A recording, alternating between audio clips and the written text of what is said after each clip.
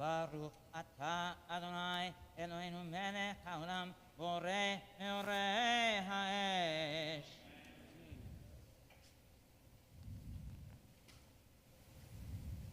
This isn't going. Here we go.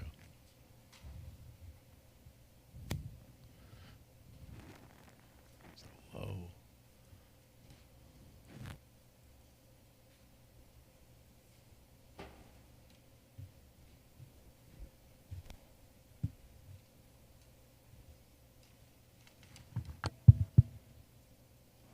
Al naharot Babel שם ישבנו גם בכינו בזוכרנו את ציון רבים בתוכה תהינו כינורותינו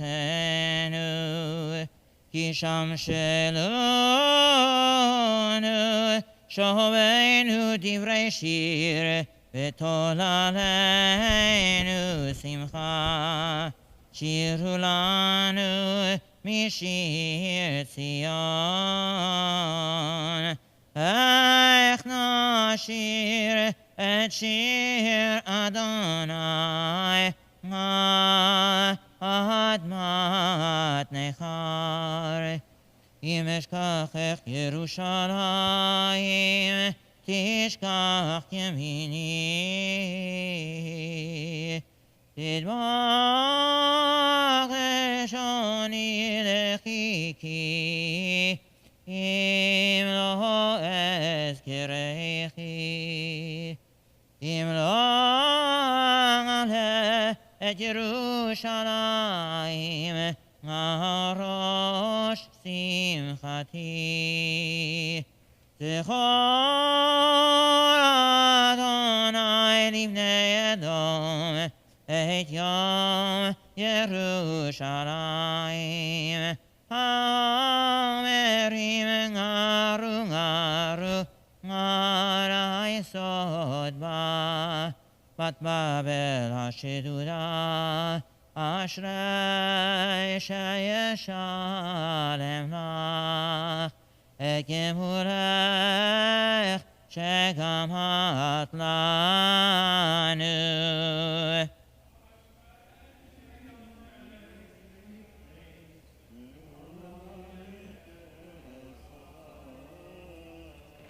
אשרי שיוחז וקטין וניפץ את גוללייך אל הסלה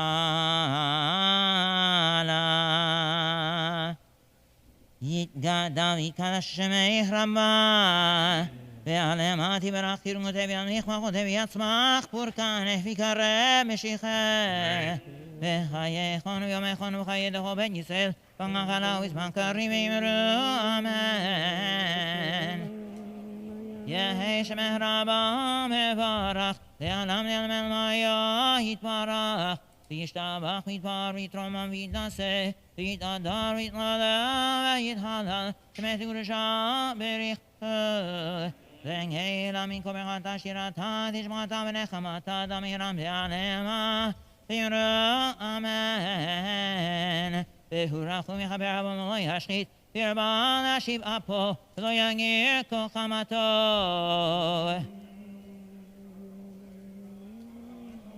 אדוני הושיע המלך יעננו יום קורנו אדוני הושיע המלך יעננו ביום קורנו ברכו את אדוני המבורך ברוך אדוני המבורך לעולם ועד ברוך אתה אדוני אלוהינו מלך העולם אשר ביברו מעריב הרבים בחוכמה פותח שרים ותורה משייטים מחליף את הזמנים ומסדר את כוכבים משמעותיהם ברקיר כרצונו כל ימם בלילה כולל עולמים מלך וחושך מלך המעביר יום ומימי לילה ומבדיל בין יום ומימי לילה רצו ועוד שמו ברוך אתה אדוני המעריב הרבים אהבן עולם וסלם אהבת תורה חוקים ומשפטים אל תנימדת על כן אלוהינו ושוכבנו וקומנו נסיח חוקיך ונשמח ונעלוס בדברי תמותותיך ומצוותיך בחוקותיך ומועד כי הם חיינו ויח יומנו והם נהגי יום הלילה, ואהבתך לא תסונו ממנו, אלוהים יברך אתה אדוני, אוהב עמו ישראל, שמע ישראל, אדוני אלוהינו, אדוני אחד. ואהבת את אדוני אלוהיך בכל לבבך ובכל נפשך ובכל מאודיך, והיו הדברים האלה אשר אנוכי מצווך היום על לבביך, ושיננתם לבניך ודיברת בם, ושתרע בביתך ובתחתך בדרך ובשוכבך ובקומך, וקשרתם להיות ידיך והיו לטוטפות בין עיניך, וכתבתם על מזוזות ביתך ובשעריך, והיה אם שמוע תשמעו על מצוותי אשר אנוכי מצווה אתכם היום, לאהבה את אדוני אלוהיכם ולאהבתו בכל לבבכם ובכל נפשכם. ונתתי את ארצכם וריתו, יורה המקוש יסבת דגניך ותירשך וישריך, ונתתי נסה ושדך לבהמתך ואכלת ושבעת, תשמרו לכם ונפתה לבבכם וסרתם ועבדתם אלוהים אחרים, השתחוויתם להם, וחרף אדוני בכם ויצר את השמיים ולא יהיה מטר, והאדמה לא תיתן ישועה, ועבדתם מרמה על הארץ הטובה אשר אדוני נותן לכם, ושמתם את דברי אלה על לבבכם ועל נפשכם, וקשרתם אותם להיות חייכם, וידלו תטפות בין עיניכם, ולימדתם אותם את בניכם לדבר בם, שתרע בביתך ובתחתך בדרך ובשוכבך ובקומך, וכתבתם על מזוזות ביתך ובשעריך, למען ירבו ימיכם וימי בניכם, ועל האדמה אשר נשבע אדוני לאבותיכם לתת להם, כימי שמיים על הארץ. ויאמר אדוני משה לאמור, דבר אל בני ישראל ואמרת להם, ועשו להם ציצית על כנפי בידיהם לדורותם, ונתנו על ציצית על כנף בציל תכלת, והיה לכם לציצית. וריתם אותו, וזכרתם את כל מצוות אדוני ועשיתם אותם, ולא תצורו אחרי לבבכם ואחרי עיניכם, אשר אתם זונים אחריהם, למען תזכרו, ועשיתם את כל מצוותי, והייתם קדושים לאלוהיכם.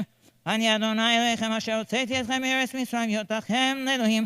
אני אדוני אלוהיכם. אדוני אלוהיכם אמת, ואמונה כוזב קיים עלינו, כי הוא אדוני אלוהינו ואין זולתו. ואנחנו ישראל עמו, הפוטר מהמלכים הגולינו, מלכים מכף כל הריסים, האל נפרע לנו מצרינו, המשתלם גמול לכל אויבי נפשנו, השם נפשנו בחיים. ולא נתן למות רגלינו, המדריכנו על במות אויבינו, וירם קרננו על כוסוננו, האל הנושא לנו נקמה בפרעה ואותות ובמופתים. פעלת פניכם, המכה בגברתו כל בחורי מצרים, ויוצר את מוישראל מתוכם לחירות עולם, המעביר בניו בין גזריהם, סופי את רודביהם ואת צונאיהם. פתאומות תיבא, ראו בנים מקברתו, שבחו והודו לשמו, מלכותו ברצון קיבלו עליהם.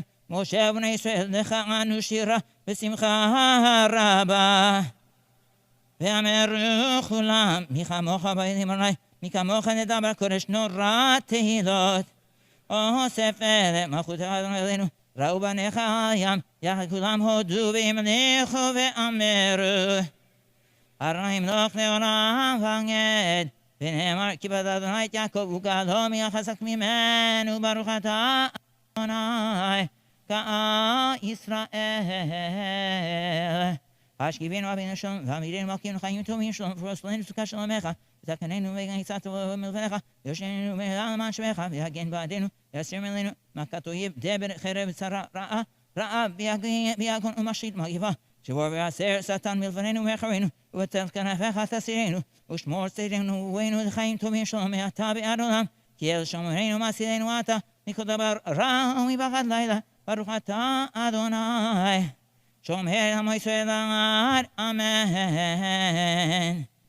יתגדל ויתקדש שמך רבה, ועלמה תברך כרמותי ועל מחמכותי וישמח פורקנך ויקרב משיחה. וחייכון ויומייכון וחיית כל בית ישראל, בגלה וזמן קריב ואמרו אמן. ישמך רבה מברך לאדם למלמיה יתברך וישתבח ויתפאר ויתרומם ויתנשא ויתהדר ויתמלא ויתהלל שמת קדושה בריחו לנגילה מן כל ברכתה שירתה תשמעתה ונחמתה דמיינה בעלמה ואמרו אמן. אומרים אתה חוננתנו.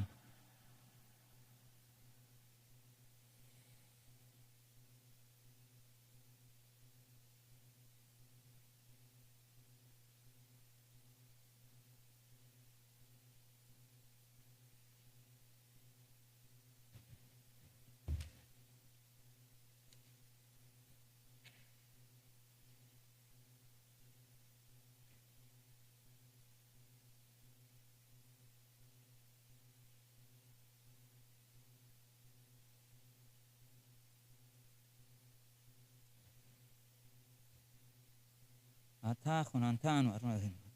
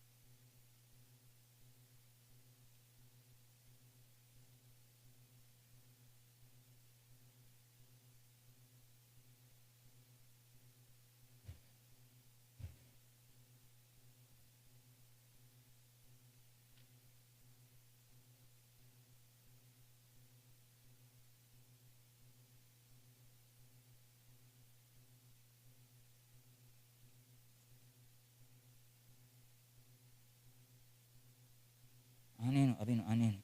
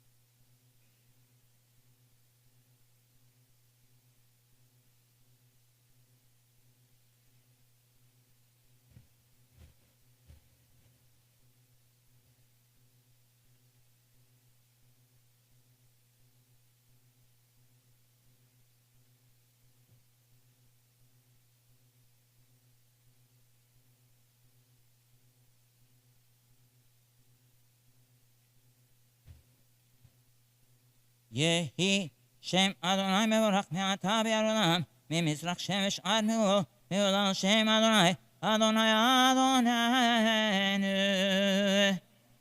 מאדיר שמך בכל הארץ, יתגדל ויתקדש שמך רבה, ועלמה דיברך כרמותי ועמכמוכותי וישמח פורקנך ויקרב משיחה. וחייכון ויומכון וחיי דור בית ישראל, פגנגנה וזמן קריב ויורו, אמן.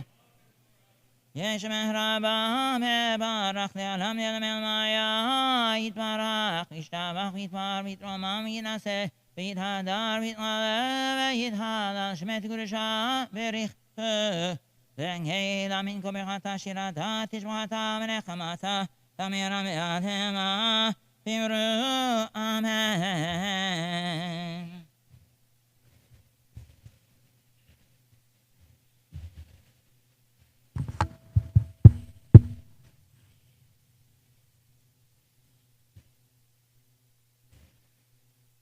אני הגבר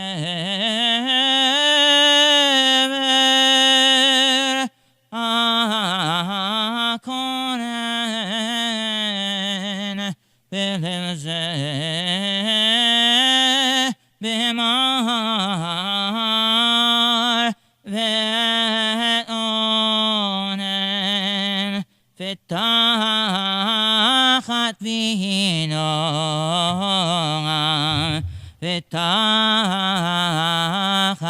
v'noam echa zav yungam Shabbat zeh leil tishna b'av v'tzeito ayeni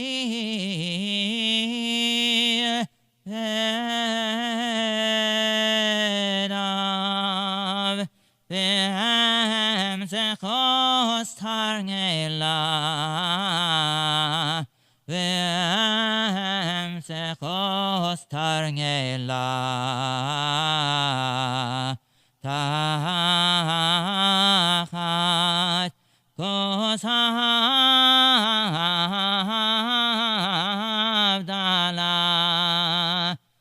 kum b'rachamecha Eloheinu v'rachem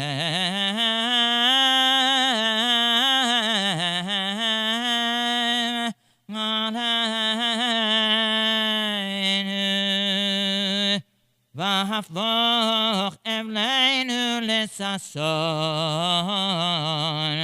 v'hafloch evleinu lesason b'chol lev yishchach Aaron nachem abelei Tzion v'yachadim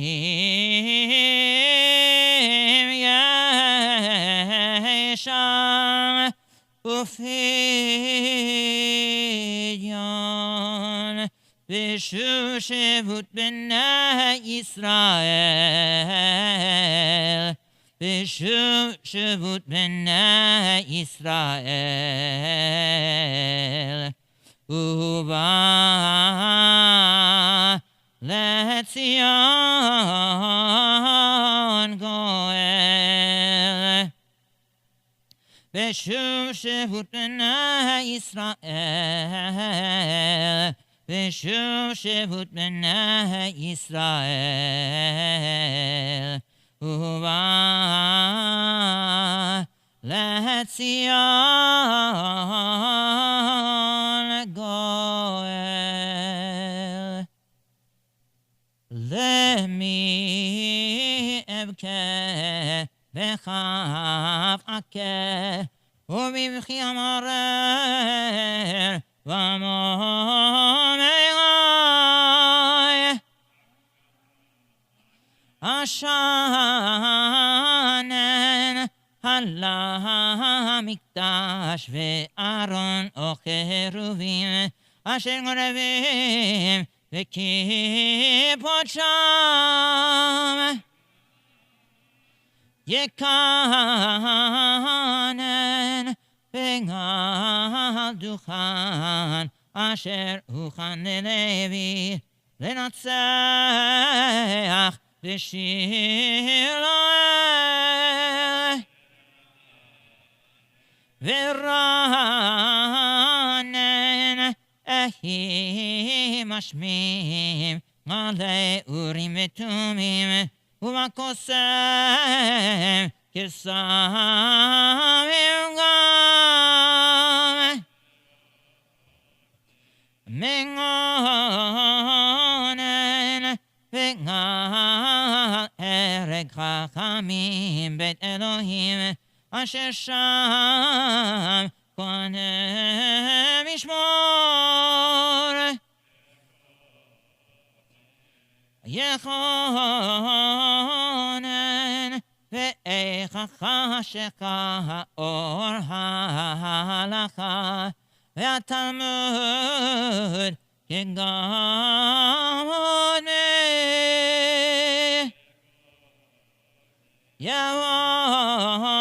יבונן וסוד תורה היש מוציא לאורה, ומיוזה עלי הדור.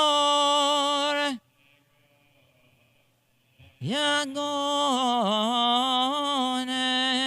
חללים נפלו עוללים ויונקים בין מקים וחומר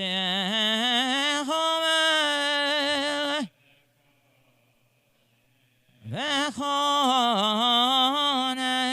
לזאת כל יום וכל ליל אייליל ברוב חבל כמו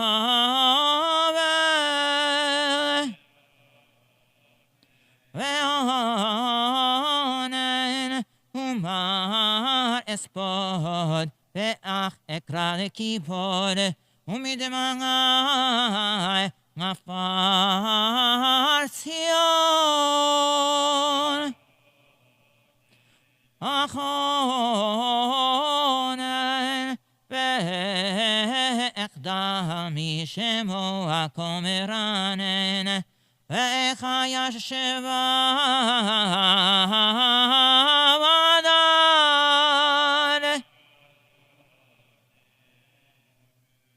הכונן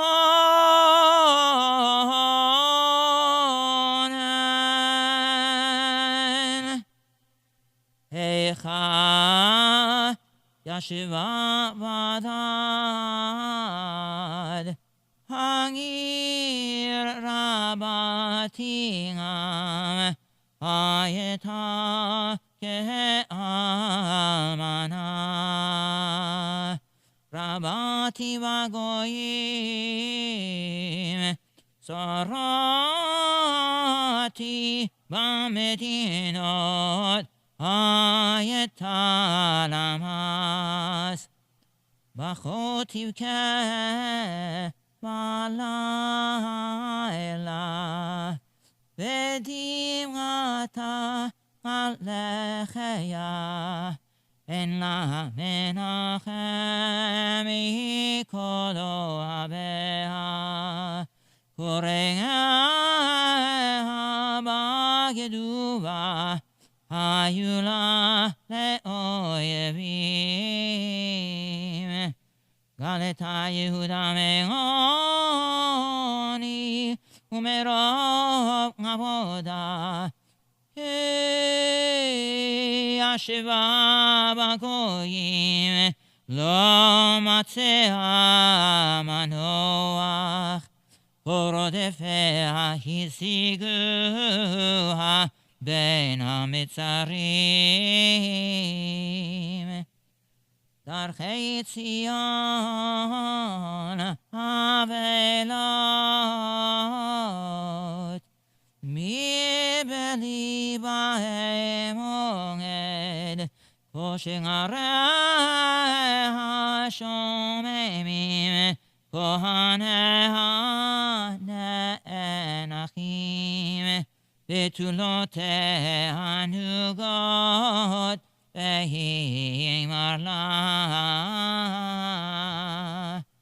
היו זרעה לראש אויביה שאלו כי אדוני הוגה הרוב פשעיה מול עליה הלכו שבי לפני צר ויצא מבת ציון כל הדרה היו שריה כאיילים לא מצאו מרעה וילכו ולא כוח לפני רודף זכרה ירושלים ימי גוניה ומרודיה כמה חמודיה אשר היו מימי קדם בנפול עמה ביד שר עוזר לה, ראו הצרים צחקו על משפטיה. חטא חטאה ירושלים, כן לנידה הייתה. כה מכבדיה הזילוה, כי ראו קרבתה, גם היא נאלחה, ותשוב אחור. טומאתה בשוליה, לא זכרה אחריתה, ותרד פלאים, אין ננחם לה. ראה אדוני את גוני, כי הגדיל אויב. ידו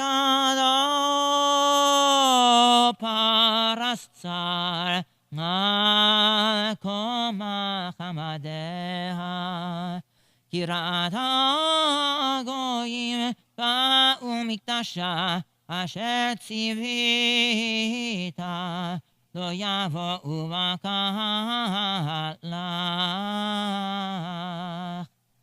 כה אמרנה אנכים מבקשים לחם, נתנו מחמדיהם ואוכל להשיב נפש.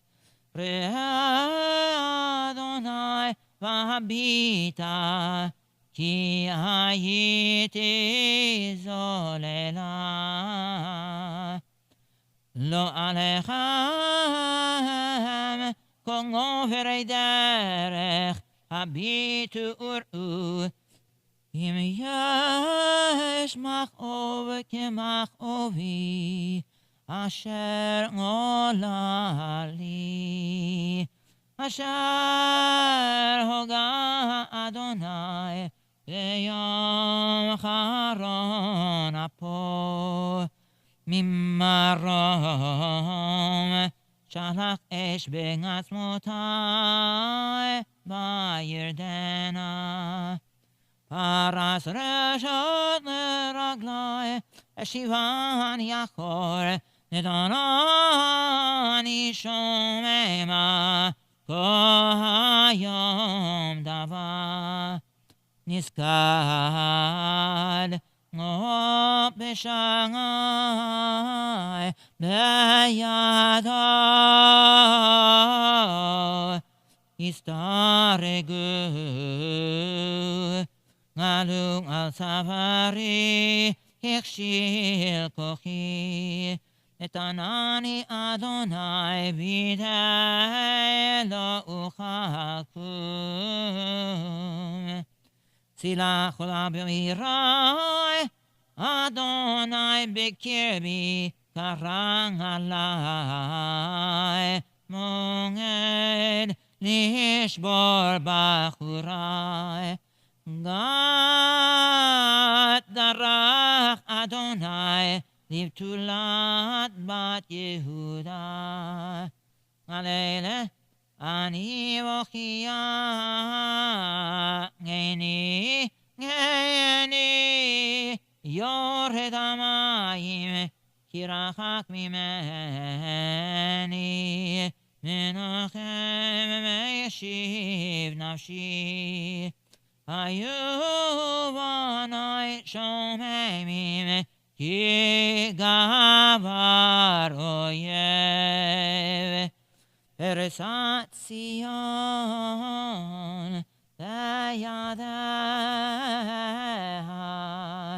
מנחם לה. ציווה אדוני ליעקב, סביבה בשריו. הייתה ירושלים לנידה ביניהם. צדיק הוא אדוני, כי הפיהו מריתי. שמונח העמים ורומח אובי בתולותי ובחורי הלכו בשבי קראתי למאהבי הם הרימוני כהני וזקני בעיר גברו כי ביקשו אוכל לעמו וישיבו את נפשם ראה אדוני כי צר לי בני חומר מרו נפח ליבי בקרבי כי מרו מריתי מחוץ שיקלה חרב בבית כמוות שם הגו כי ננחם לי ננחם לי כל אויבי שם הגו רעתי ששו כי אתה עשית הבאת יום קראת ויהיו כמוני תבוא כל רעתם לפניך ועולל לעמו כאשר עוללת לי עכו פשעי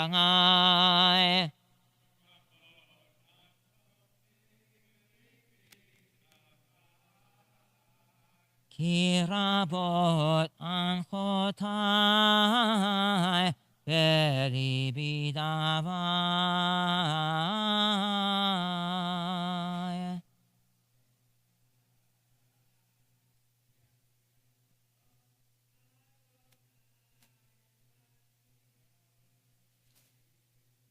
מים ארץ תפארת ישראל ולא זכר אדום רגליו ביום אפו בילה אדוני ולא חמל את כל נאות יעקב הרס בעברתו מבצרי בת יהודה הגיע לארץ חילל ממלכה ושריה גדל בחורייף כל קרן ישראל השיב אחור ימינו מפני אויב ויבער ביעקב כאש להבה אכילה סביב דרך קשתו כאויב ניצב ימינו כצר ויהרוג כל מחמדי עין באוהל בציון שפך כאש חמתו היה אדוני כאויב בילה ישראל בילה כל אמונותיה שיחת מבצריו וירב בבת יהודה תעניה ועניה ויחמוס כגן סוכו שיחת מועדו שיקח אדוני בציון מועד ושבת וינץ בזמפו מלך וכהן זנח אדוני מזבחו נהיה מקדשו הזכיר ביד אויב חומות ארמנותיה כל נתנו בבית אדוני כיום מועד. חשב אדוני להשחית חומת בציון נתקיו לא השיב ידו מבעליה ויבחר בחומה יחדיו אומללו. תביאו בארץ שעריה עיבר ושיבר בריחיה מכה ושריה בגויים אין תורה גם נביאיה לא מצאו חזון מאדוני. ישבו לארץ ידמו זקני בת ציון העלו עפר על ראשם חגרו שקים הורידו לארץ ראשן בתולות ירושלים.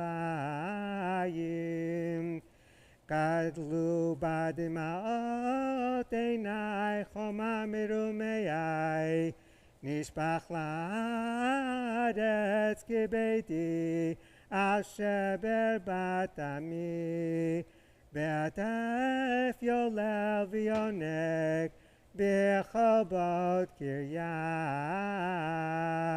למותם יאמרו איה דגן ויין ביתתפם כחלל בחובות עיר וישתפך נפשם אל חיק מותם. מה אעידך מה אדם אלך הבת ירושלים מה אשפלך ונחמך בתולת בת ציון כי גדול קיים שברך מירפלך. נביאייך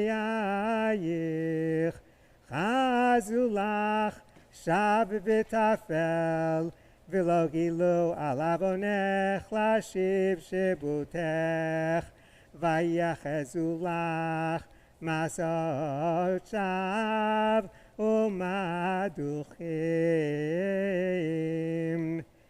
ספקו עלייך כפיים כל עובדי דרך שרקו ויניעו ראשם על בת ירושלים. הזאת העיר שיאמרו כלילת יופי משוש לכל הארץ. פצו עלייך פיהם כל אויבייך שרקו ויחקו שן אמרו בילנו אך זה היום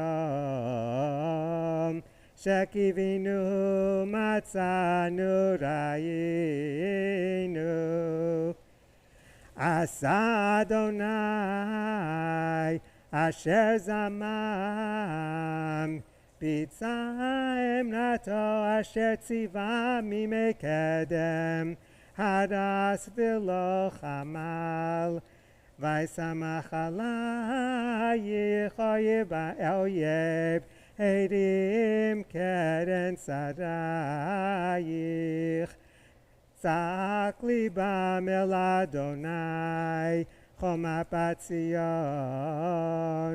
הורידי נחל דמעה יומם ולילה אל תתניפו גלך אל תדום בת עינך. קומי רוני בלילה לראש השמורות שפכי חיים ליבך נוכח פני אדוני, שאי אליו כפייך,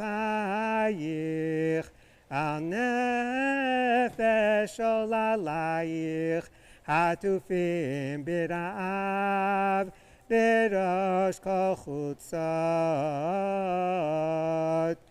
ראי אדוני והביטה, למי עוללת כה, אם תאכלנה נשים פריים, עוללי טיפוחים, אם יהרג במקדש אדוני, כהן ונביא. שכבו לארץ חוצות, נער וזקן, בתולותיי ובחוריי נפלו בחרב. הרגת ביום אפיך, טבחת לא חמלת. תקרא כי יום מועד מגורי מסביב, ולא היה ביום אף אדוני פליט ושריד.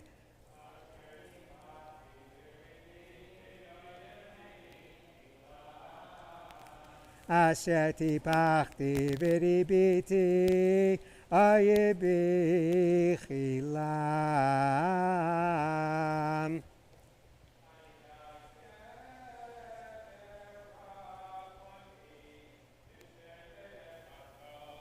O tinahag, vayolach, choshech velo or, ach biashuv, yafoch yado, kol hayom, bila visari ve'ori, shibaratz motai, bana alai, Vayakaf rosh udla b'machashakim hoshivani kimete olam gadar bangadi v'lo etzeich bit nechashti gam ke'ezak v'shavea satam tefilati Gadar derachai begazit, netivotai iva,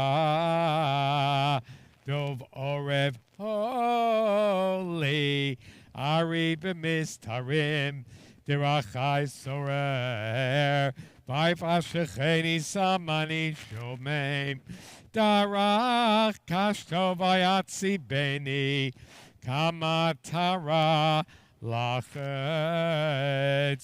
hey, bibechilyotai, b'nei ashpato, hayiti sechok lechol ami, niginatam kol hayom, hisbiani v'merorim, irvani langana,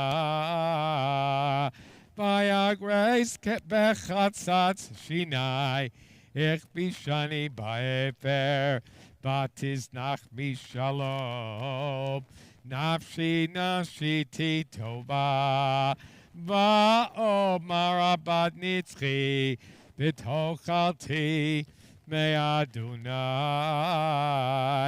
zechorani umrudi lana varosh, zachor tizkor, v'tashuach alai, nafshi God, Ashiv el libi, al ken ochil.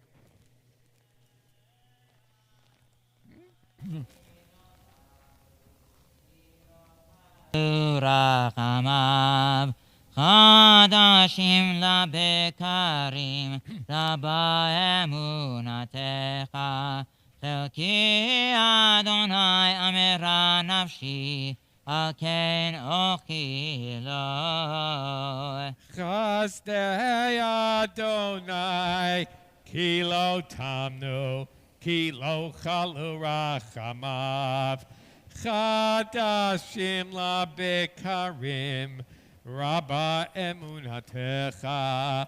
Chelki Adonai amarad nafshi. Al keinoki lo.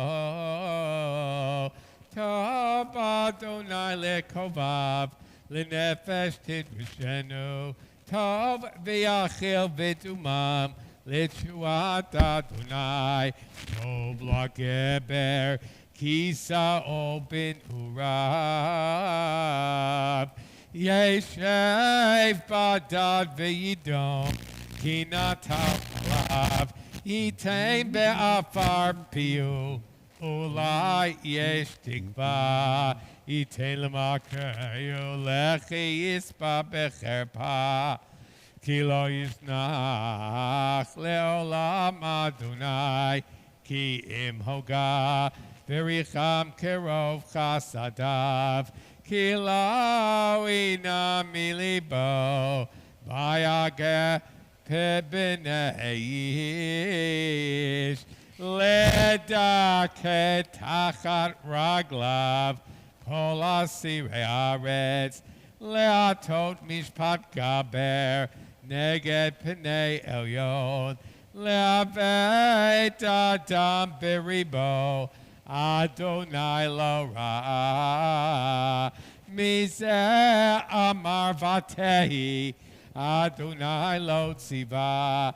Mipei elyon lo tetzei. Haraod vehatov. Ma yitonen adam chai. Geber al chatav. Nach besader achenu v'nach korah v'nach shuva ad Adonai nisa lebabeinu el kapayim el bashamayim nachnu fashanu umarinu ata lo salachta. Sakota ba'atir defenu, harakta lo chamalta. Sakota be'anan lach, me'abor tefila. Sechi umos, tisimenu bekerev ha'amim. Patsu aleinu, pihem kolo yibenu. Pachad v'pachad. Ayalanu ashet v'hashaber. Palge mayim terad eni. Al sheber batami. Eni nigra. V'lo tidmed me'en hafugod. Ad yashkif v'yere. Adonai mishamayim. Eni olala l'nafshi. Mikol benoti rei. Zotzaduni. Katzipor. Oyevai chinam. Samitzo babor chayai. Vayatu even bi. Safu mayim al roshi. Amarti nigzarti. Karati shimcha Adonai. Mi bor tachtio. Koli shamanta. Al talemos necha. Lerav chati leshavati. Karavta. Biom ekreka. Amarta al tira. Ravta Adonai. Ribe nafshi galta chayai. Ra'ita Adonai avatati. Shofta mishpati. Ra'ita kol nikmatam. Kol machshevotam li. Shamata cherpatam Adonai. Kol machshevotam nalai. Siftei kamai vegionam alai kol hayom. Shiftam vekimatam abita ani manginatam. Tashib loem gemul Adonai k'maaseh yedehem, titein lahem meginat lev, talatecha lahem, terdaf be'af ותשמידם מתחת שמי אדוני. מתחת שמי אדוני.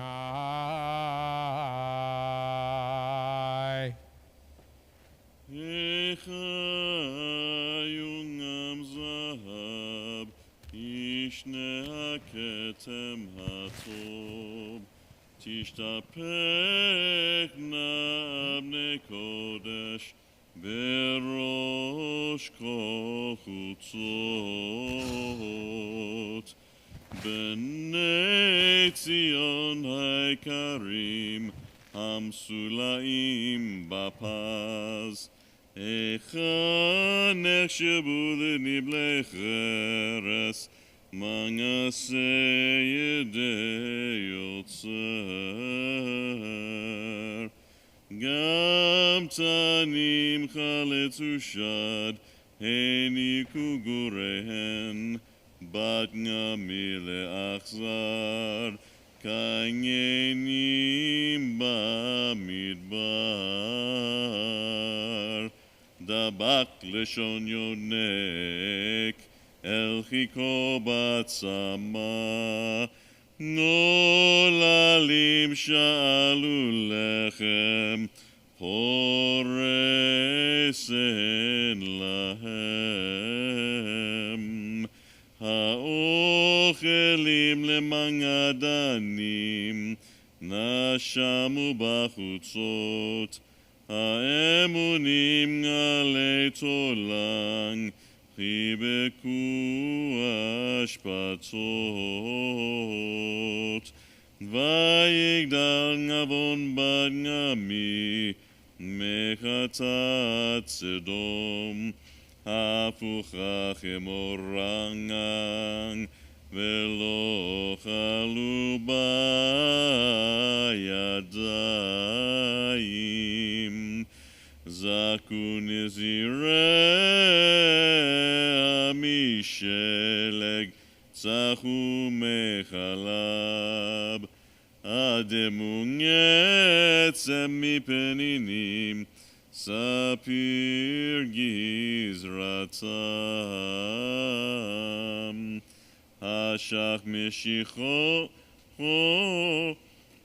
השח משיחור טהורם, לא ניכרו בחוצות.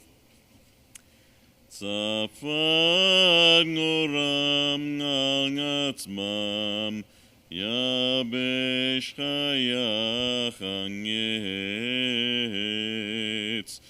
טובים היו חללי חרב, מחללי רנב, שהם יזובו מדוקרים, מתנו בו צדי.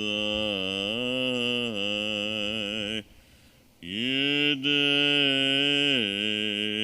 נשים רחמניות בשלו ידיהן, היו לברות למו בשבר בד נמי. כי לאדוני את חמתו שפך חרון אפו, ויצת אש בציון ותוך יסודותיה.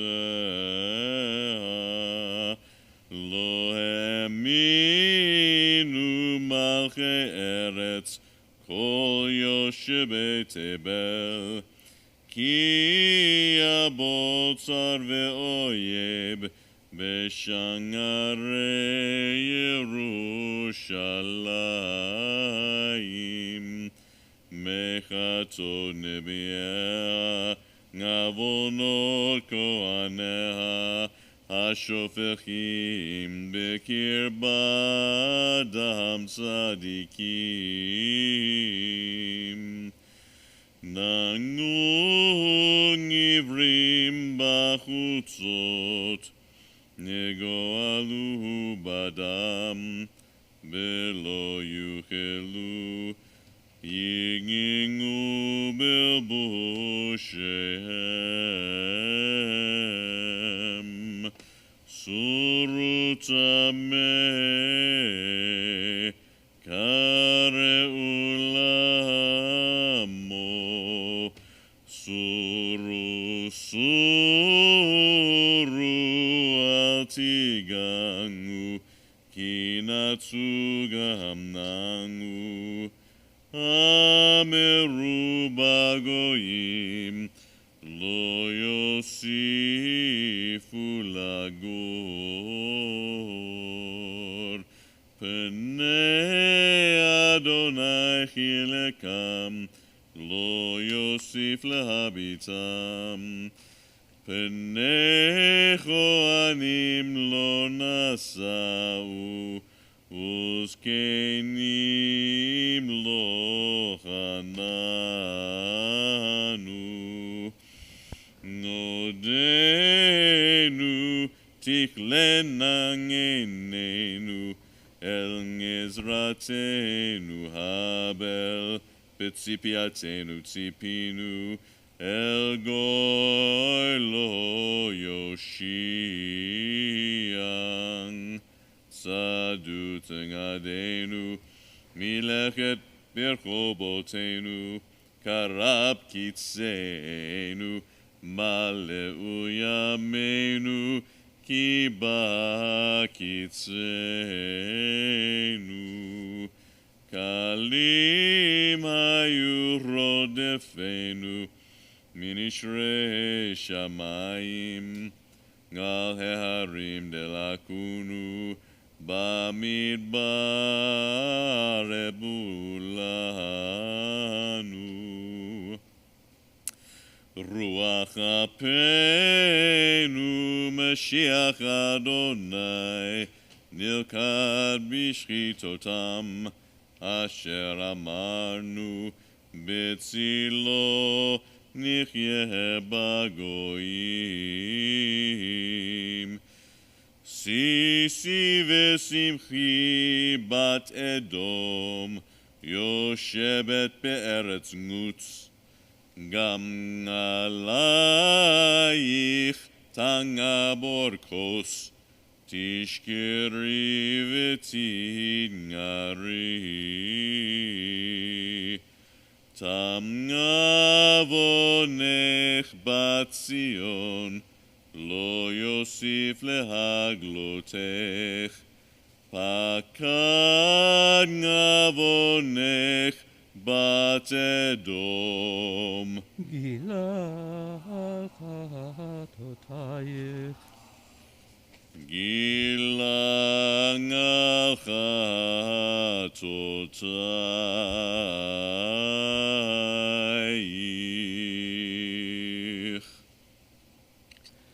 זכור אדוני מהיה לנו, הביטה וראה את חרפתנו. נחלתנו נהפכה לזרים, בתינו לנוכרים.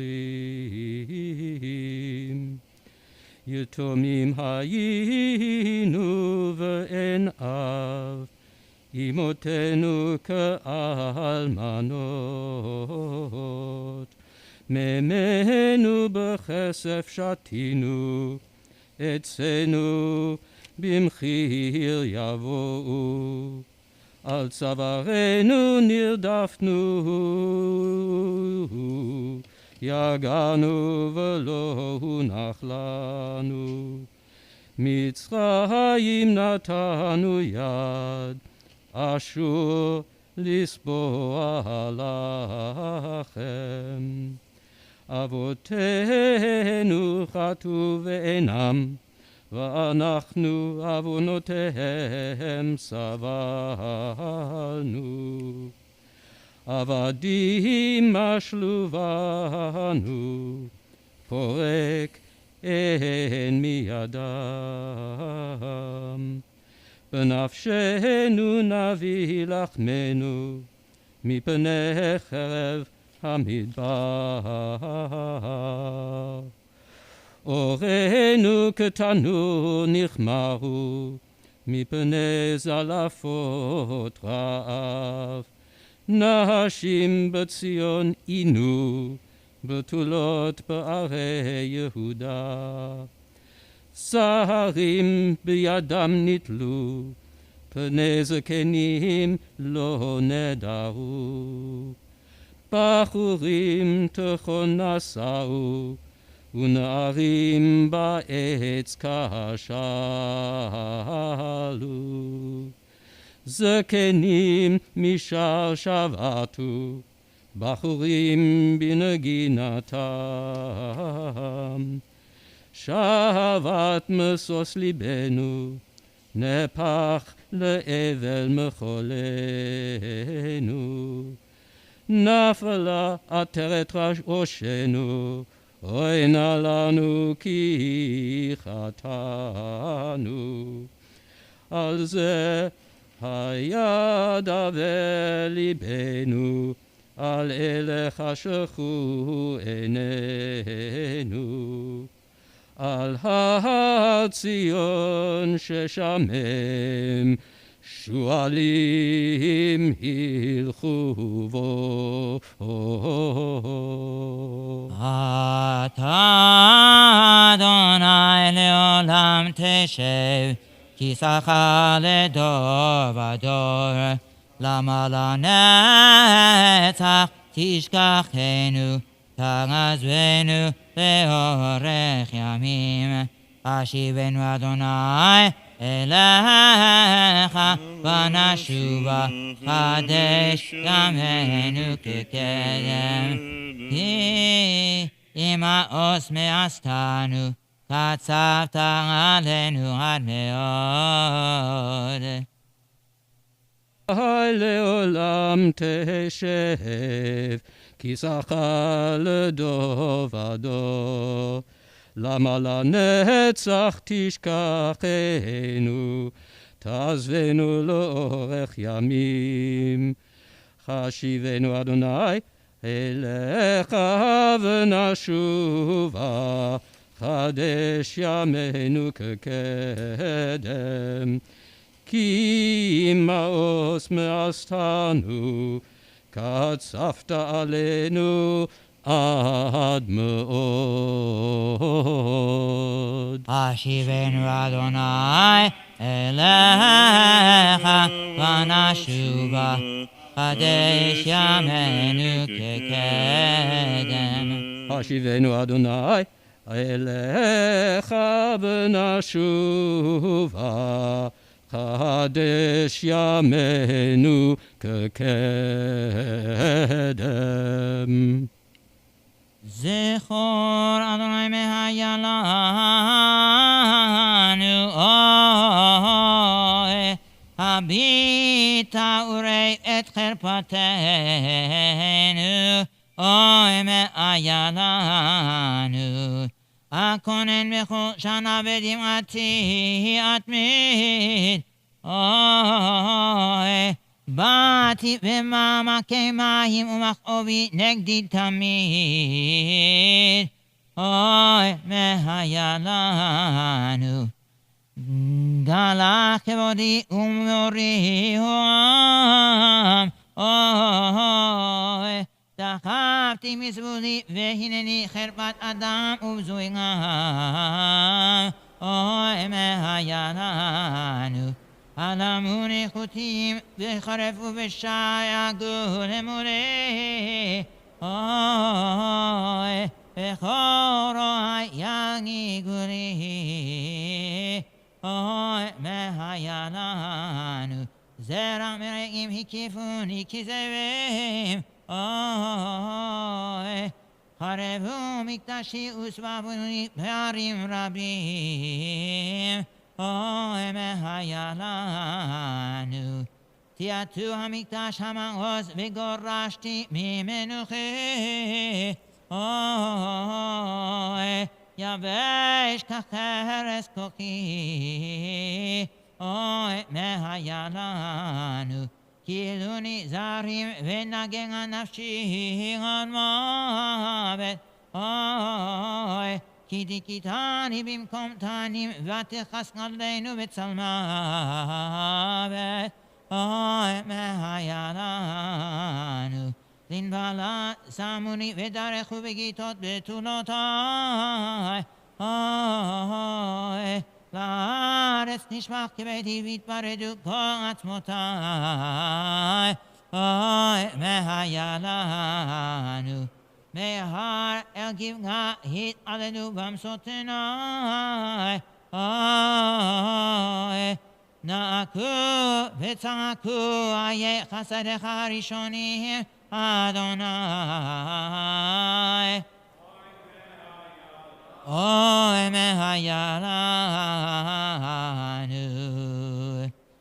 עליכם עדה קדושה אש עמיקם שאלות מה נשתנה הלילה הזה מכל הלילות.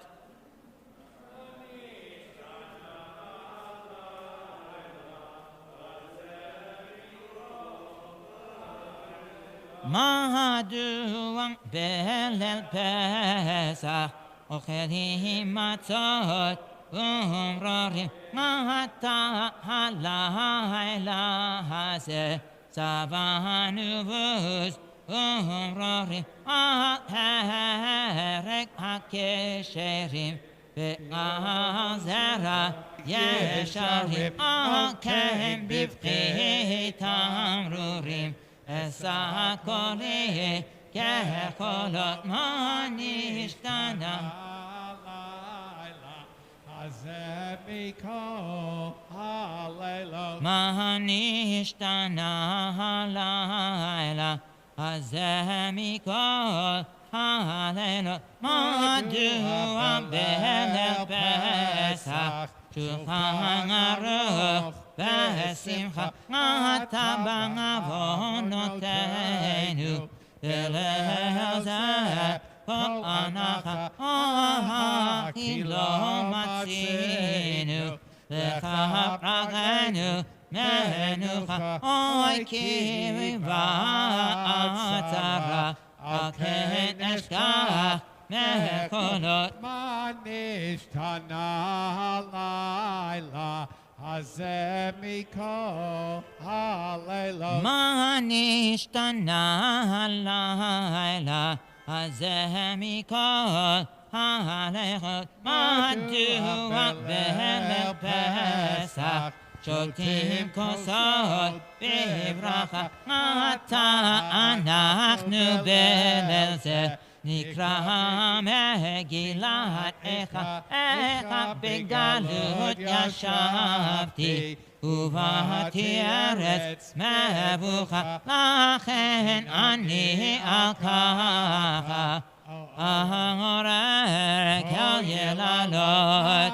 נשתנה הלילה הזה מכל הלילות. מה נשתנה הלילה הזה מכל הלילות. מדוע בליל פסח קוראים תמיד הגדה אתה נאמר בליל זה וכי תמרור וקפדה. אוי כי גרתי משך ובעת הקודה. אוי על קריה חמודה ועל בתי תפילות. נשתנה הלילה הזה מכל הלילות. מה נשתנה הלילה הזה מכל הלילות. מדוע בליל פסח נגמור תמיד Hallel ata anachnu beleze nehimispei V'hilel kivang avonotenu ata lo nuchal להתפלל כבית מקדש מתחלל וגם חרבו ההיכלות נשתנה הלילה הזה מכל הלילות. מה נשתנה הלילה הזה מכל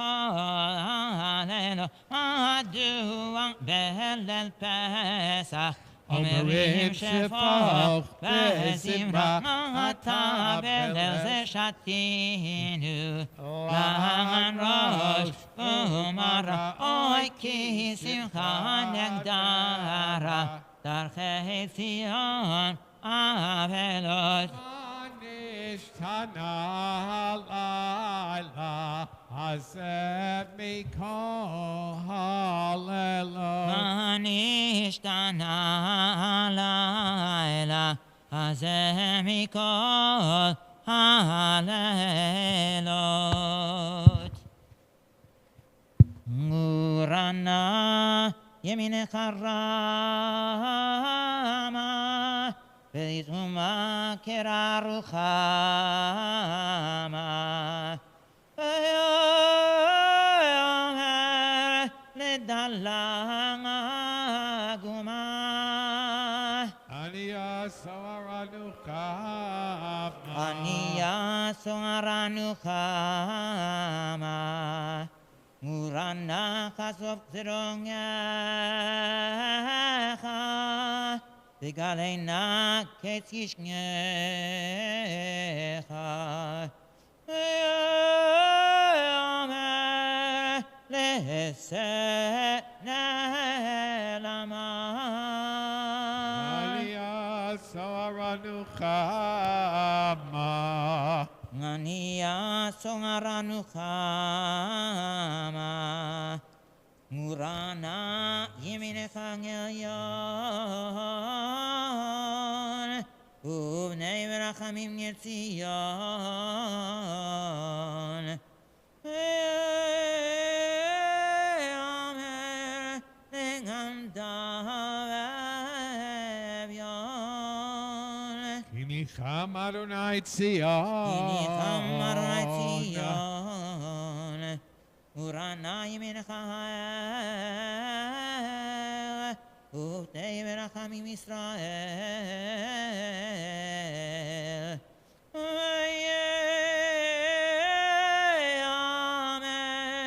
לדל השואל ובא לציון גואל ובא לציון גואל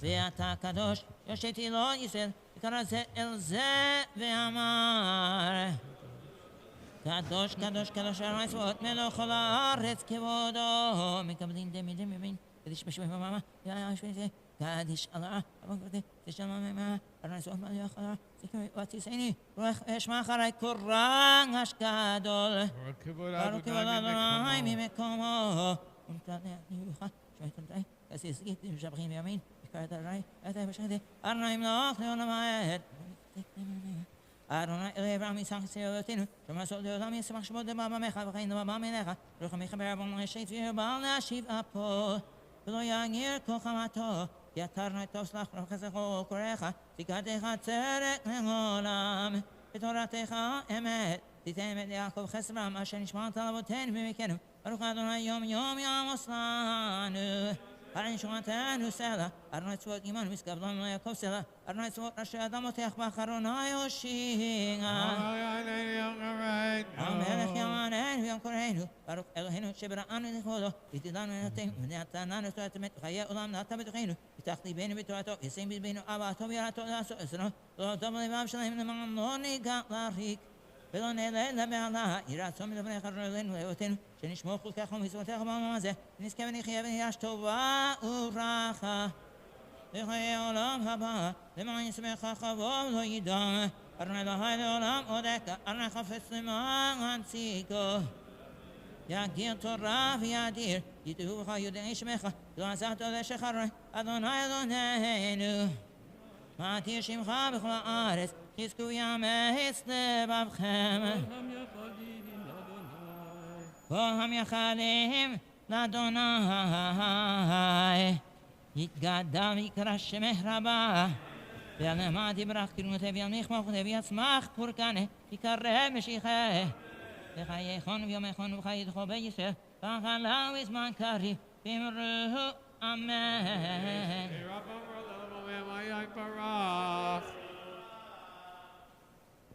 יש שמך רבה מברך, ידם למעיה יתברך. וישתבח ויתפאר ויתרומם ויתנשא, ויתהדר ויתהלל ויתהלל, שמך תקדושה ברכתו. ויעילה מן כה ברכתה שירתה, תשמעתה ונחמתה דמנה מעלמה, ואמרו אמן. תתגלי חרבה וחפנה ומותנה ומרעין בישין, ידי מננה ונכון מעלמי ישראל, ואמרו אמן.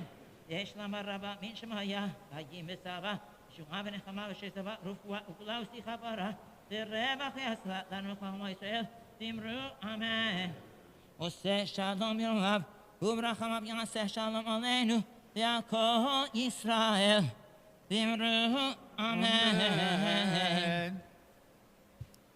אחינו בית ישראל שמעו בעוונותינו בעוונות אבותינו אנו מונים היום 1954 שנים ועת שחרבה מקדשנו, ישמח חייכנו, על כן ציון נפלה תירושנו, אוי נא לנו כי חטאנו.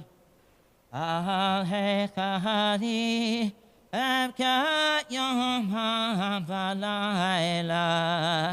ותפארת ציון עיר ההוללה. ותפארת ציון עיר ההוללה. ותפארתי שם אויב לשמה, הושיבני בידי נוויות ושמה. הזאת אבכה תמיד בכל יללה. ותפארת ציון עיר ההוללה. ותפארת ציון עיר ההוללה. אבכה תמיד על קורבן פעמיים, ארץ צבי העיר ירושלים, ועמה אשר הלך בגולה. ותפארת ציון עיר ההוללה. ותפארת ציון עיר ההוללה. שפתי תורה כי חוללה תפארתך, נפל נזרך מיום שחרב ביתך, ושאי קינה על אהוליבה ואהולה. כל תפארת ציון עיר ההוללה. ותפארת ציון עיר ההוללה. Services tomorrow will be held at 8 o'clock in the morning. Those who are staying for the lecture, please remain seated. Those who are exiting, women exit first. Please use the doors in the back or the northern exit here. Do not use the southern Santa Barbara exit.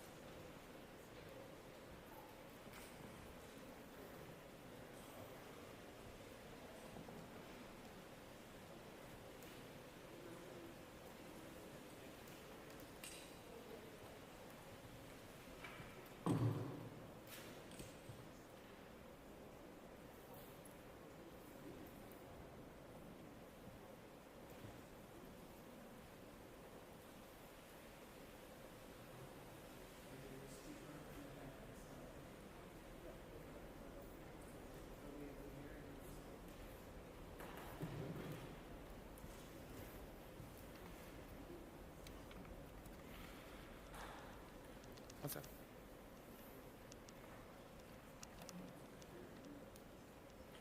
Give me 1 second.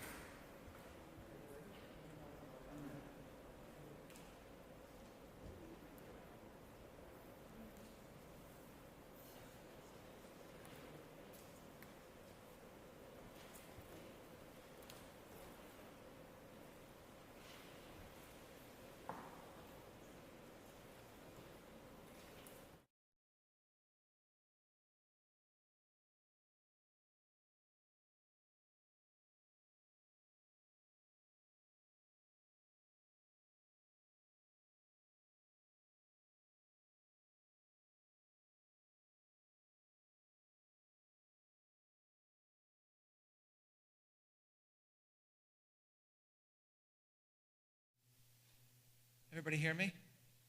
Okay. This lecture is dedicated to the memory of Reverend Dr. Alan Correa and Nita Correa, as have been the lectures that I've been delivering throughout the 3 weeks.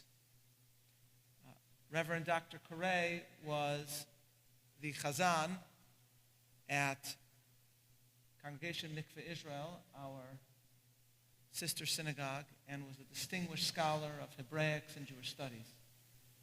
And this lecture, as have been all the lectures I've delivered as part of this series, is inspired by his scholarship. And this one particularly so, because an idea presented first by him, by Dr. Correa, changed profoundly the way I began to think about the subject that I'm addressing today.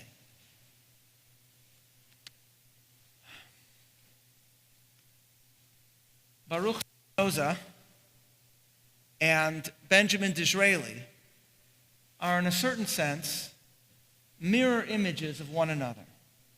Their striking similarities highlighting what also profoundly sets them apart.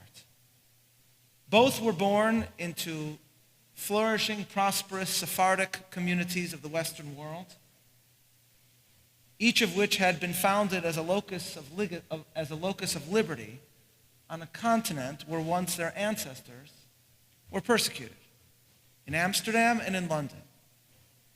Both Spinoza and Disraeli experienced rituals, very different rituals, that resulted in their being forever cut off from the Jewish communities in which they were born.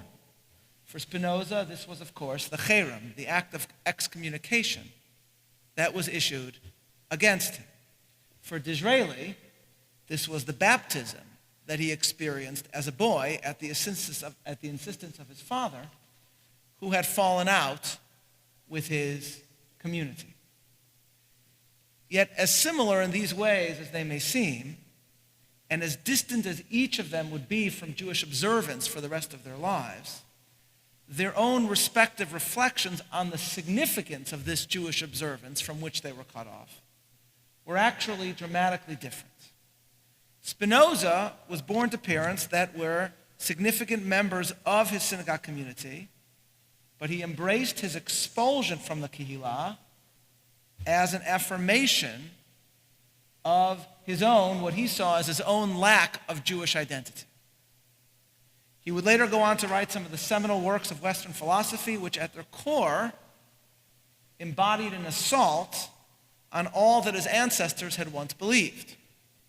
In contrast, Disraeli was born to a father and mother who, though technically affiliated with the Jewish community in London, were, each of them in their own way, enormously antagonistic to traditional Jewish faith, while Disraeli himself would devote an enormous amount of his political capital and literary career to emphasizing the remarkable, chosen nature of the people of Israel and an appreciation of the role that Torah played in their lives. And so when we meditate on the matter, we will discover that at the heart of the disagreements between these two men, very possibly the two most famous men of Jewish descent in the history of modern Europe, at the heart of their disagreement between the two of them was the question of what did the 9th of Av mean for Jewish history? What did Tisha B'Av mean for the Torah? What did the destruction of Jerusalem mean for how we see Jewish law? Understanding this will allow us, I think, to suggest something new. That perhaps the observance of Tisha B'Av actually played a role in the nature, or at least the timing, of the excommunication of Spinoza. And we'll be able to see why Disraeli's own understanding of post-Churban Judaism is so insightful. We will, in other words, see how a contrast between Spinoza and Disraeli inspires us to understand, to better understand, the meaning of Tisha B'Av today. In the image that you have before you in the source sheets, and for those watching online, this link to the source sheet was emailed to you. In the image before you, you see the original record in the books of Kahal Kadosh Talmud Torah, the Portuguese Synagogue of Amsterdam, describing the cherem, or the excommunication, issued against Spinoza on July 27th, 1656. The community, it bears mentioning, was not housed in the synagogue in Amsterdam that many of you know. It was instead in a smaller, earlier sanctuary. This writ before you is the most famous excommunication, I think, in Jewish history. And it is not the time or place now to relitigate all of its details. We had once here in the synagogue restaged a debate with Spinoza about his views, one which was extremely interesting, entertaining, and enlightening. But for now, several brief points need to be made. First, while this is indeed a very well-known excommunication, and though the language utilized in the excommunication was indeed very severe, nevertheless it was in no way singular.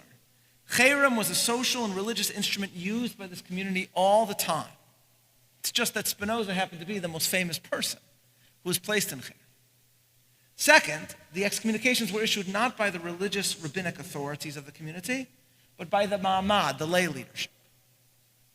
The final point about the excommunication that I want to make was earlier eloquently articulated by the Israeli philosopher Yirmiyahu Yovel, who writes as follows, quote, "The Jews of Amsterdam in Spinoza's time have been described, both in literary works and by historians, mainly those following Gretz, as a narrow-minded and fanatical lot who deliberately shut themselves off from any spark of illumination or enlightenment from the outside world.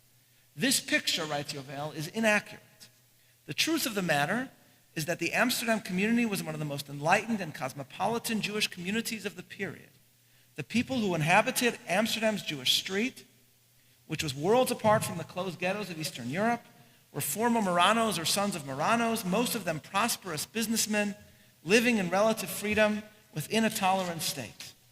Engaged mainly in support and export and other forms of international commerce," he writes, "they were accustomed to mingling with Gentiles and were rather open-minded and receptive, having been educated in the schools of Spain and Portugal, or later in the flourishing educational system developed by the community itself." End quote.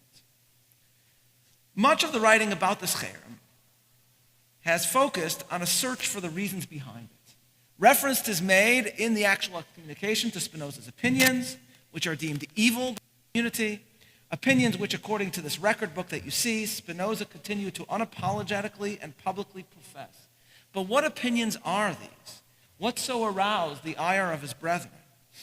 Many interpretations have been offered, most prominent among them the assertion that because Spinoza's philosophy and his notion of the divine and of free will also embodied a critique of some traditional Christian beliefs, not just Jewish beliefs, therefore, this interpretation goes, the community was worried that Spinoza's open advocacy of his own views would imperil the Jewish community's well-being in Amsterdam, which was within the one Christian society that had truly opened itself up to them.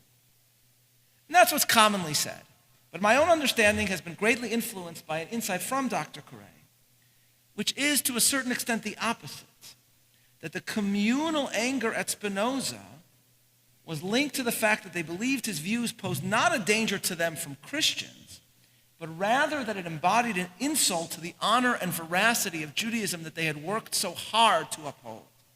And I'd like to suggest something that I have not seen anywhere else, though maybe someone suggests it, but I've looked and I haven't found it, which is that the key to understanding these events lie actually in the Hebrew date on which this cherem occurred, a date largely known, but whose significance is little examined or acknowledged. So let's look carefully at the enlargement, which I've provided you, of the top text in the record book of the Kehillah. It tells us, and you can look very carefully and you see, that the leaders pronounced the excommunication aloud from atop the Teba. You could see the Teba right there, if you look carefully, at the center of the synagogue sanctuary on the following day. And it reads, right there in the center, 6th Av. That's the 6th day of the month of Av. That, of course, is only 3 days before tonight. But it's more than that. If you actually looked up the Hebrew calendar for the year 1656, which is what I did, you'll see that the month was laid out exactly as it is for us this year. 6th of Av was Thursday, which means that Tisha B'Av, like now, was Saturday night. And this in turn informs us that the leaders of the community essentially excommunicated Spinoza as close to Tisha B'Av as possible. Erev Shabbat is Erev Shabbat. Not likely, one would think, a day in which they would reserve for pronouncing a cher. This intriguing calendrical occurrence inspires us to ask whether there's a link between the moment we mark this evening, Tisha B'Av, and the events that we're examining from 1656 in Amsterdam.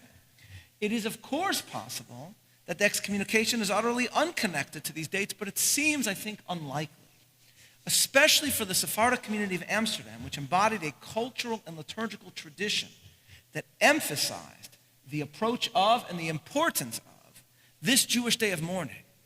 It seems to me that there has to be a connection. And that is what we will examine right now. It was several years after the excommunication itself that Spinoza published what was considered his most important philosophical work, his Ethics, which gives us his notion of the divine. But it's only after that that he wrote what is known as his theological political treatise, wherein we receive a window into his own views about Judaism, the Bible, Hebrew Scripture. Central to Spinoza's view is the opinion that the Torah of Moshe, all the rules and rituals of Judaism, had only one primary purpose: to preserve a political identity for the Jewish people while they were on their land maintaining an independent commonwealth. For Spinoza, in other words, the church was right to assert that the rituals set out in Hebrew Scripture had ceased to be obligatory. But for Spinoza, this was not because of revelation that abrogated them, but rather because he insisted that the entire purpose of the Torah in the first place was solely as a political law for the land and independent state set up by the people of Israel. Once, in the time of Jeremiah, on Tisha B'Av, the temple was destroyed, and Israel was exiled to Babylon. Then, for Spinoza, the entire purpose of the Torah was lost, and was therefore, according to his view, no longer obligatory or applicable in any way. It was essentially utterly purposeless. If you look in your source sheet, Spinoza tells us as follows, and this is source 2. He writes, quote, "Thus, now that their state is dissolved, there is no doubt that the Jews are no more bound by the law of Moses than they were before the commencement of their community and state. For," he continues, "while they dwelt among other peoples before the exodus from Egypt, they had no special laws and were bound only by the natural law and indubitably the law of the state in which they were living, so far as it not conflict with the natural divine law." That's what he writes. Thus, for Spinoza, the events that we mourn this evening, the exile of Israel, the destruction of Jerusalem, those events for Spinoza effectively undid the Torah itself. Spinoza further argues that rabbinic Judaism, in his view, wrongly continued to religiously observe the Torah. After all, he argues, we see that when Israel went into exile in Babylon, they seemed to assimilate. That means, he argues, that the Torah was abrogated. So he writes further, and this is also in your source sheet, quote, "As for the Pharisees retaining the ceremonies, or at least a great part of them after the loss of their state, they did this more in a spirit of opposition to the Christians than to please God. For when," he writes, "they were led away into captivity in Babylon after the first destruction of the city, they immediately neglected the ceremonies, since at that time, so far as I know, they were not yet divided into sects. In fact," he writes, "they completely abandoned the law of Moses and let the ordinances of their country fall into oblivion as obviously superfluous and began to mingle with other nations, as is abundantly clear from Ezra and Nehemiah." End quote. That's what he writes. Now here I must, for a moment, editorially intervene. Spinoza is known for his mathematical, rigorous reasoning. But this is sadly sloppy and pretty preposterous. Spinoza insists that the fact that the Israelites were lax in their observance of the Torah following the Churban, that indicates, he argues, that Jewish law was abrogated after the fall of Jerusalem.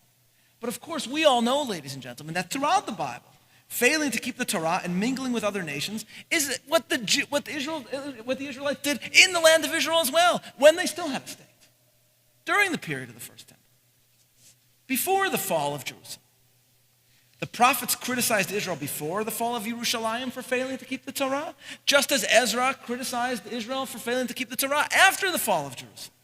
That's a theme throughout the entire Tanakh. This is somewhat sad circular logic for a man famous for rigorous reasoning. It reminds me, there was an article all over the internet several months ago in which archaeologists announced that they had excavated bones of non-kosher fish in ancient Judea. This seemed to be taken by some. This proved, they wrote, that Israelites were eating non-kosher, and this seemed to be taken as proof by some that the biblical ban on unscaled fish did not originally apply. The Times of Israel actually published an article treating this as a sensation, along with the title, "Bad Judeans. Despite biblical ban, non-kosher fish were eaten in ancient Israel." So they wrote. So in response, the biologist Ari Zivotofsky wrote the obvious, but he did so eloquently, and he put it this way, quote, "The fact that there is evidence that many Jews in ancient Israel consume non-kosher fish should come as a surprise to no one, certainly not anyone familiar with the Bible. We know," he writes, "from the Bible's own testimony, that although intermarriage is prescribed by the Torah, intermarriage was rampant during the period of Ezra and Nehemiah. And," he continues, "although the Torah prescribes idol worship, the prophets censure Israel for doing just this. And indeed, we find many dozens of figurines in Israelite sites during that time, including locations near some of these non-kosher fish, where some of these non-kosher fish bones were found. Not dozens," he writes, "but hundreds of chapters of the Bible chronicle Israel's failure to observe the words of the covenant of God." And Zivotofsky further writes that "Bad Judeans," the title of the Times of Israel's coverage, could well substitute as a title for the Bible itself. That is what many of the stories are, about bad Judeans. The Israelite cultures that brought us the destruction of the First Temple, he writes, it now turns out, also were not fully observant of the laws of kashrut. There is nothing surprising about this, end quote. So it is true that the Jews did not fully observe the Torah after the fall of the temple, but we will read tomorrow in the Haftarah from Yirmiyahu that Jerusalem was destroyed because the Jews did not observe the Torah while Jerusalem stood. It was obligatory before and it was obligatory after. It was not observed well before and it was not observed well after. But this proves nothing, of course. Meanwhile, Spinoza also insists, as we saw, that the Second Temple sect, once known as the Pharisees, which are the ancestors of Rabbinic Judaism, in his view, only kept the Torah, quote, in a spirit of opposition to Christianity. But of course, the Pharisees themselves were known for their observance of Jewish law long before Christianity. And the ancestors of what became known as Rabbinic Judaism observed the Torah precisely because they believed it pleased God and because it was their profoundest joy. And if he's referring to the Pharisees continuing to keep the Torah after Jerusalem fell, we all know too well that the truth is the exact opposite than what he argues. That the Pharisees kept Judaism and the rabbis kept Judaism not just in a spirit of opposition to Christianity, but because Yochanan ben Zakkai stressed the Torah as the key to Jewish continuity, because it alone would ensure Jewish endurance following the fall of the Second Jewish Commonwealth. Nevertheless, this is Spinoza's view, that with the Churban, the destruction of the temple, Sinai itself was utterly undone. This he continues to state. So he writes, and this is also in your source sheet, quote, "Thus, now that their state is dissolved, there is no doubt that the Jews are no more bound by the law of Moses than they were before the commencement of their community and state," end quote. Now this, of course, was only one of Spinoza's controversial claims, but for the Spinoza scholar Stephen Nadler, it was this, he writes, that was the core issue to which the Amsterdam Jewish community was responding. Nadler tells us as follows, and this is source 3 in your handout, quote, "A couple of years after Spinoza's Cherem, he is said by some contemporaries to have confessed that he was expelled because he was insisting that the law is false," meaning Spinoza himself said that's why he was excommunicated. "The witnesses," writes Nadler, "do not tell us what exactly he meant by that. However, his discussion of Jewish law in the treatise, begun less than 10 years later, fills in some of the details, and Nadler explains. Quote, again, I'm still quoting him. Insofar as many of the commandments found in the Torah relate only to ceremonial practices and sectarian religious rites instituted by Moses under unique historical circumstances and for specific political purposes, they are only, for Spinoza in other words, of limited scope and validity. Unlike the true divine law, which is universally valid for all human beings, the ceremonial laws of Judaism, for Spinoza, are particularistic and directed only at a particular people, the ancient Hebrews, and adapted to their condition at a certain extended period in time. That's what he says. That's Spinoza's view. And then he goes on to say, consequently, for Spinoza, with the end of the Hebrew Commonwealth, and especially the final destruction of the temple in Jerusalem in 70 CE, Moses' laws have lost their raison d'etre and thus their obligatory force. Again, for Spinoza. And he concludes, and this is in your source sheet, in Spinoza's view, Jewish law for a 17th century Jew, indeed for all Jews after 70 CE, is anachronistic and obsolete. That's Nadler, and that's why Spinoza was put in Cherem for Nadler. In a certain sense, for Spinoza then, with Jerusalem's destruction, the Torah, which he sees as the constitution of political Israel, dissipates, and therefore, for Spinoza, with Tisha B'Av, Jewish peoplehood itself, in a normative sense, is also undone. Nadler adds that it's therefore mistaken to say, as many seem inclined to do, that Spinoza saw himself as the first secular Jew. Nadler puts it this way, quote, there is no reason to believe that throughout the remainder of his life, Spinoza regarded himself as Jewish.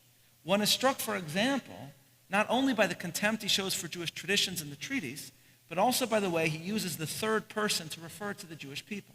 They are the ones who lack any theological and moral chosenness. They, that's the word he uses, are the ones who have emasculated themselves through their laws.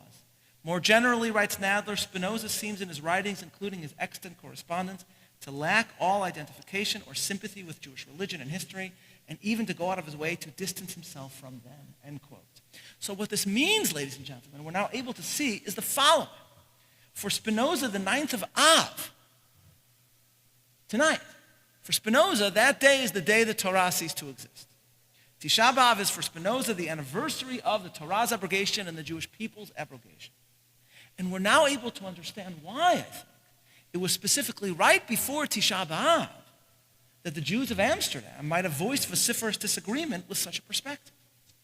Tisha B'Av for Spinoza was when Judaism came to an end, and so the Jews sought to say, right before Tisha B'Av, that no, Judaism endured.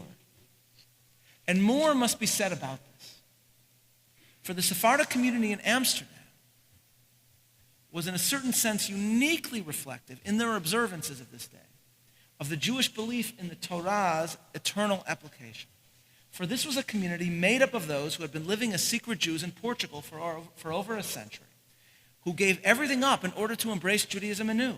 And moreover, for the unique traditions of the Amsterdam Sephardim, it was on Tisha B'Av more than any other time when the unabrogated continuity of the Torah was publicly emphasized. We, ladies and gentlemen, have a small sense, just from what we observe right here, of how Tisha B'Av was observed then. What we illustrate now is not only that we are mourning, but that the Torah joins us in mourning as well. The Heichal is draped in black.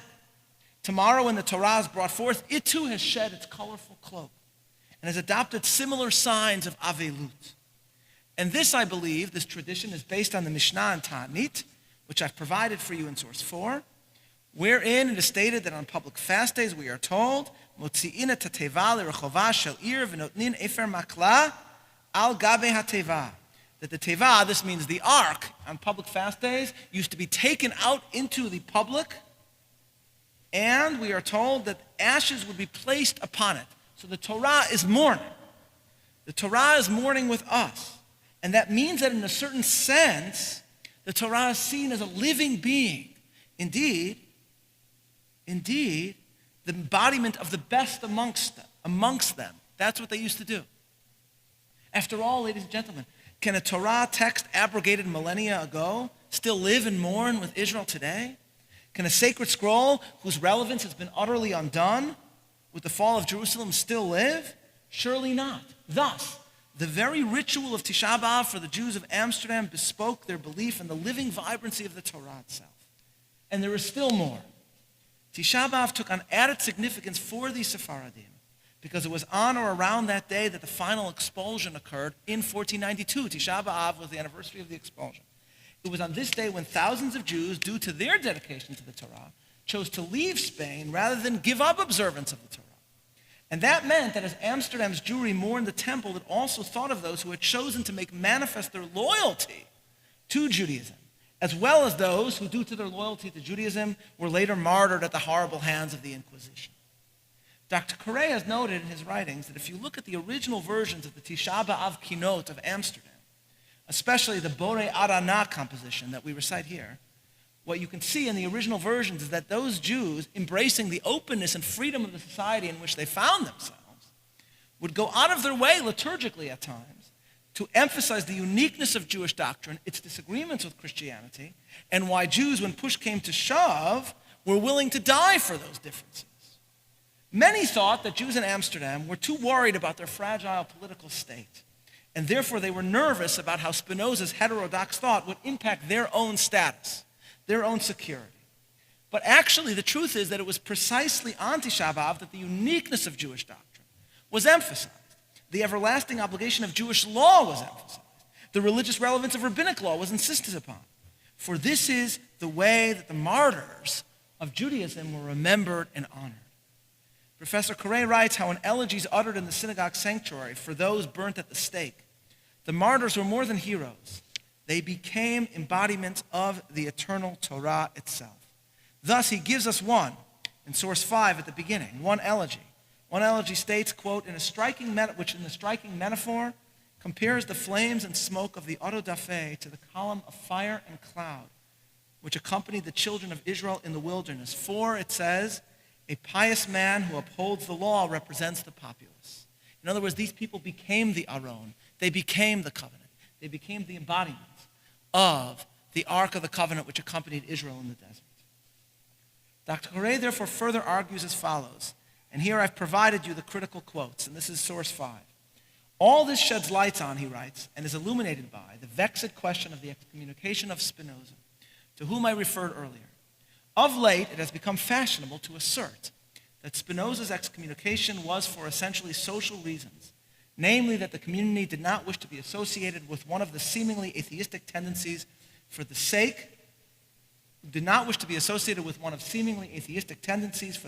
their relation with the Christian community. Dr. Jacob Teicher writes, Correa has taken this one step further by suggesting that Spinoza's heresies were in danger of prejudicing the readmission of the Jews to England, a subject then under active discussion. But, that's what he writes. But, Professor Correa then continues, this is not correct. It was not that Spinoza was a political liability, but rather, he continues, quote, this is in your sheet, what bothered the authorities about Spinoza and his like was something else, I feel. Spinoza, he writes, belonged to a family which had only recently achieved the freedom of Amsterdam. They had come from parts of the world where at this very time crypto-Jews were dying for their beliefs. If Spinoza was right, the deaths of the martyrs were totally meaningless. This, it seems to me, he writes, was the essence of the, quote, evil opinions and words of Baruch Spinoza.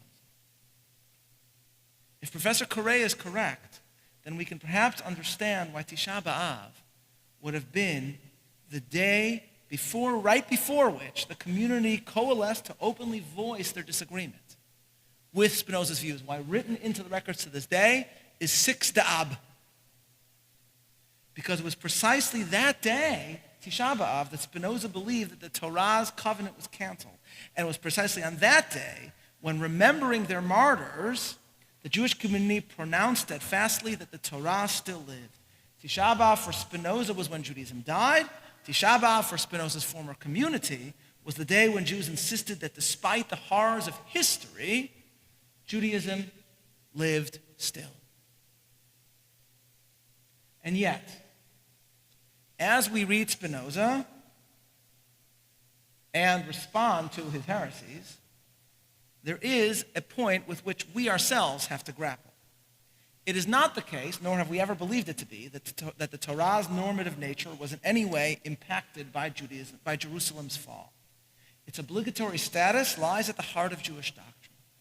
But it does seem to be the case that the ideal form of observance visualized by the Torah is within the Holy Land, in Eretz Israel. That seems undeniable. After all of its ritual rhythms are linked to the seasons of the land. Many of its laws only apply in the land. Take Sukkot. Growing up in Chicago, where I spent many a frozen holiday, I would ardently accept what I was taught in school as a child, that God specifically selected a rainy and cold moment of the year to ask us to eat outside in order that we could show our dedication and devotion. And dedication and devotion in the Midwest on Sukkot we did indeed have. But we know, of course, now that Sukkot in Israel is an ideal time for the holiday, and that it's meant to meld agriculture and faith in sync with the season. It is Chag HaAsif, the Israelite harvest festival. The Torah is written ideally for the land of Israel, and this point was made most strikingly by one of the greatest giants of Spanish Jewry, who, citing the Sifrei, and this is in the last two lines of your final source, describes the divine instructing Israel on the eve of the exile. And God says for this text, quote, he's quoting the Sifrei, Af al pi shani megale etchem min haaretz lechutz haaretz heyu mitzuyanin b'mitzvot shetachzaru lo yu alechem chadashim. Even though I am now expelling you into the diaspora, God says, remain dedicated to the mitzvot, so that when you return, it will not seem new to you. It's as if God is saying, keep, for this rabbinic text, keep the Torah in exile, so that when you get to the Holy Land, you'll still know what to do. Now, this, of course, does not mean that the Torah outside Eretz Israel is unimportant or not truly obligatory. No one would say such a thing about the Ramban, a man who so courageously led the Jews of Girona and commented so sagaciously on every detail of Jewish law and lore for the Jews of Sepharad. But Ramban's point, however, is that the Torah instructs an observance that is intended ideally for the land of Israel. And indeed, if on Tisha B'Av for us the Torah swaddled in black mourns for the exile, that indicates that the Torah's own mourning is unanswered until the temple is restored and the Torah's full vision for observance in the Holy Land is realized. So there is an element in this discussion that bears further analysis. But here is what Spinoza missed. Spinoza believed that the Torah's focus on the Holy Land and on the Jewish state within meant that it ceased to apply after Jews were exiled from the Holy Land. But the truth is that instead the Torah's eternity actually preserved Jewish peoplehood and ensured the Jewish return to the Holy Land. In order to understand how this is so, we turn now to a man who lived 2 centuries after Spinoza, who could so easily have been this philosopher's ideological doppelganger, but he was not. This man's understanding of the events following Tisha B'Av are entirely different. And this is Benjamin Disraeli. It might have been deemed politically prudent for this ambitious parliamentarian who wanted to become prime minister, for this man baptized as a child, to openly deride the Judaism of his youth. That could have been a politically effective way to advance himself. But this is not what he did. On the contrary, when Parliament debated whether observant Jews could be allowed in, whether Lord Rothschild could be allowed into the Parliament, he actually turned to those opposed, spoke about all that the Christian world owed the Jewish people, and said famously, "Where is your Christianity if not for their Judaism?" And it was in that very year that he said that, 1848, that Disraeli himself allows us insight into the meditations of his mind at that moment, because that was when he published a novel by the name of Tancred, the third of a trilogy of novels in British society. Novels of Disraeli are a window into his mind. He was a literary figure. His famous line is, he says, "When I want to read a novel, I write one." Because this is how we see what he's thinking about. It's a window into his heart and soul. The novel he wrote stars a young man named Tancred, who is an heir to a dukedom, who was expected by his parents to enter Parliament before taking on the responsibilities of an aristocrat. But he's not happy. He's obsessed with the nature of faith, and he wants to journey to the Holy Land, to what he calls penetrate the great Asian mystery, by which he means to understand how one people in one place brought about a faith that somehow ended up changing the entire world. Now, at one point in the novel, Disraeli, clearly drawing, as some suggest, on some memory of a childhood ritual experience that he had before he was baptized, describes the observance of Sukkot in a European town a European town whose own climate is utterly unlike the pleasant ones in the Middle East. And Disraeli is asking us, why would they do this? Why would the Jews still observe Sukkot? How can you celebrate Chag HaAsif, the harvest festival of the Holy Land, with no harvest and no Holy Land? They do so, as Disraeli writes, and this is in your source sheet, because they believe themselves obligated to do so, because the Torah's laws are eternal. And he writes as follows, and this is source 6, and this is an incredible quote. He writes, "The vineyards of Israel have ceased to exist, but the eternal law enjoins the children of Israel still to celebrate the vintage." And now he adds, Spinoza, that therein lies the very essence of the eternity of this people. For precisely, as Disraeli is about to argue, because the Jews believe that Sukkot is equally obligatory outside the land of Israel, though ideally intended for Israel, that will ensure that wherever the Jews go, they will never forget the land of Israel. And therefore, exile could never undo their memory of all that they once had, and their identity itself as a people would be preserved. He writes, quote, and this is an incredible quote, "Picture to yourself the child of Israel in the dingy suburb or the squalid quarter of some bleak northern town, where there is never a sun that can at any rate ripen grapes. Yet, he must celebrate the vintage of purple Palestine. The law has told him," writes Disraeli, "though a denizen of an icy clime, that he must dwell for 7 days in a bower, and that he must build it of the boughs of thick trees. And the rabbins have told him that these thick trees are the palm, the myrtle, and the weeping willow." And then he goes on to describe this Jew in London or Amsterdam or Poland. "He rises in the morning, goes early," this is London, "to some Whitechapel market, purchases some willow boughs from which he had previously given a commission, and which are bought probably from one of the neighboring rivers of Essex, hastens home, cleans out the yard of his miserable tenement, builds his bower, decks it even profusely with the finest flowers and fruits that he can procure, the myrtle and the citron never forgotten, and hangs its roofs with variegated lamps. After the service of his synagogue," listen to this, writes Disraeli, "he sups late with his wife and children in the open air, as if he were in the pleasant villages of Galilee, beneath its sweet and starry sky." This is written, ladies, end quote. This is written, ladies and gentlemen, by a man who's baptized as a boy, who's now not professing Judaism. He's trying to become, as a member of the Anglican Church, Prime Minister of Britain. Yet a more eloquent expression of what the eternity of the law means for the people of Israel, I do not know. And to this Disraeli appends a prediction, an extraordinary one. He writes that a people like the Jews, quote, "that persist in celebrating their vintage, although they have no fruit to gather, will regain their vineyards." And then he concludes by saying, "What sublime inexorability in the law, but what indomitable spirit in the people," end quote. Thus does Disraeli allow us to understand what Spinoza did not see. Indeed, his perspective is the exact opposite. The Torah's eternity ensured Jewish peoplehood and bound them to a land.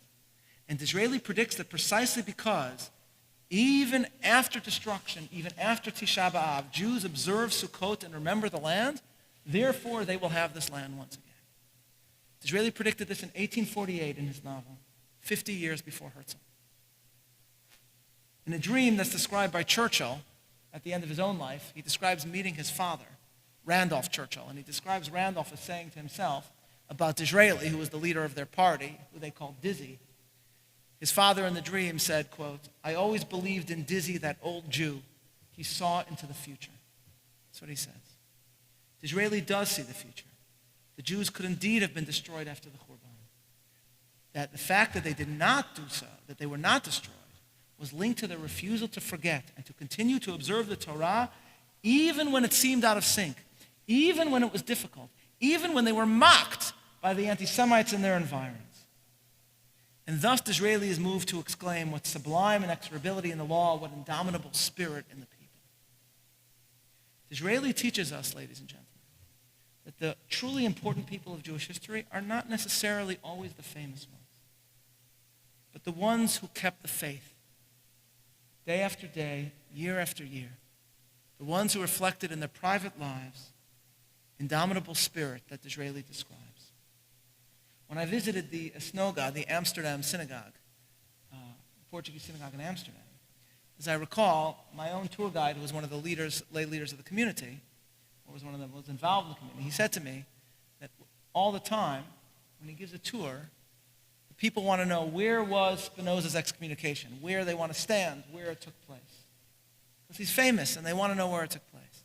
And they have to tell them that it didn't take place in this building. There was a different building where it happened. This is not this building. And then they're totally disappointed. Maybe disappointed that they came. They want to stand where Spinoza stood. But the truth is that the most interesting individuals of all are perhaps people much less famous than Spinoza, but whose indomitable devotion to the Torah, despite destruction, inquisition, and exile, reflecting the love of the Torah, reflecting every ounce of what Disraeli referred to as the indomitable spirit in our people, and doing so precisely because of their faith. And in this case, doing so after living as Christians for 100 years and giving everything up to do so, surely that's something that deserves a reflection of awe, even if they're not standing in the synagogue where Spinoza was excommunicated several days before the 9th of Av. Surely we can summon awe for those who experienced the many 9th of Avs of history and still remained indomitable in their faith.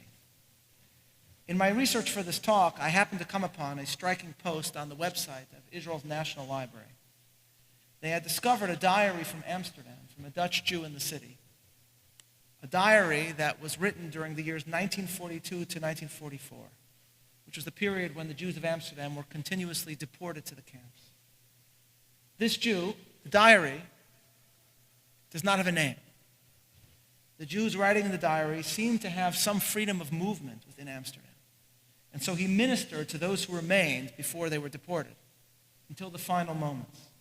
And he would bury the dead, and he would seek to help the living. The diary is fascinating and heartbreaking, but they didn't know who wrote it. And so the library website asked publicly if anyone could tell them who this was, if anyone could identify it. Then suddenly on the website they have an addition, and they write, quote, "Has the identity of the author been discovered? In November 2018, we received an email from one of our readers, Yochai Copenhagen, who wrote to us on behalf of his mother, Chana, who was 94 years old." So just to understand this, so you're talking about a 94-year-old woman who remembers somebody and is describing somebody who lived as an adult in the 40s.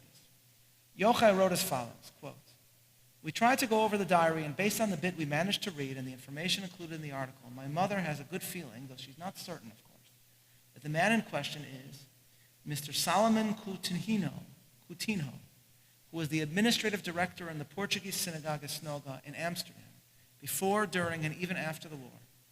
He left behind no children when he died. My mother remembers," writes this man, "that her husband, may his memory be a blessing, Yaakov Copenhagen, my father," who in the 1960s was a librarian in the Eitz Chaim library in the community. He met Solomon and learned about his background. Yaakov told her that Coutinho was an undertaker during the years of the war and survived the war. Yaakov told her that Coutinho was an undertaker again. And he survived the war, she writes, or he writes from his mother. "Even I met him after the war during my childhood," he writes. "He survived the war thanks to his wife, who succeeded in convincing the Nazis that she was English or not Jewish." With this explanation in hand, they wrote to the library, the couple, meaning Coutinho and his wife, managed to travel freely in Amsterdam and was not forced into hiding. The diary shows that he continued to work as an undertaker even during the winter of 1944 when most of the Jews were already deported to concentration camps. End quote.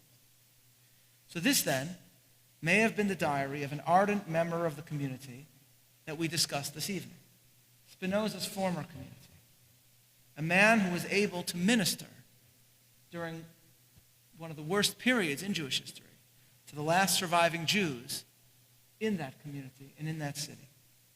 The library tells us about how the diary describes its author's dedication to his fellow Jews and to Judaism. The library website tells us as follows, quote, "One of the subjects that the writer describes at length is the great difficulty of burying the dead.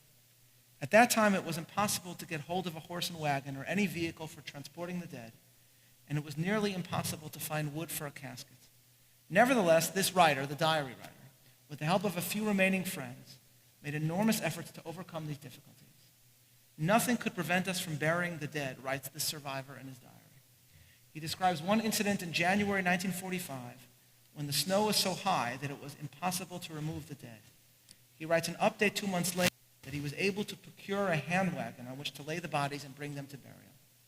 In entries written at the end of 1944, the website tells us, the writer tells us that the few remaining people tried to gather in the great synagogue and adjacent study house, but were prohibited from doing so.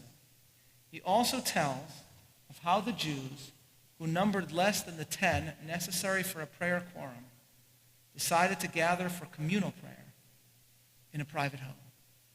1944, the last Jews in Amsterdam, and all they want to do is pray in their synagogue. Spinoza was a controversial and influential and famous figure. People want to know where the excommunication of Spinoza took place. And for those interested in Western thought, as I am, it is an interesting historical question. But there are other individuals to ask about. Men and women who are not famous. Men and women like this man, a man who wrote in this diary, perhaps the man that we think we've identified. A man whose grave is not often visited. A man whose writings are not often read. People who allow us to say, along with Disraeli, what dedication to the law, what indomitable spirit in this people. What else, after all, reading this diary, can we say of a man who lived in the Tisha B'Av of our times, where every day was destruction, every day the 9th of Av, and yet whose belief in the eternity of the Torah was so strong that his only dream was to pray once more in his synagogue, and whose belief in the eternity of the Jewish people was so strong that his only and every effort was to bury his dead brethren. What indomitable spirit in this people, Disraeli declared. Surely he was right. And therefore, as we now mark Tisha B'Av and reflect on those who came before, we feel inspired to mourn and mark the day as they did, to refuse to forget their faith, and to marvel today at the miracles that their loyalty to the Torah has helped bring about.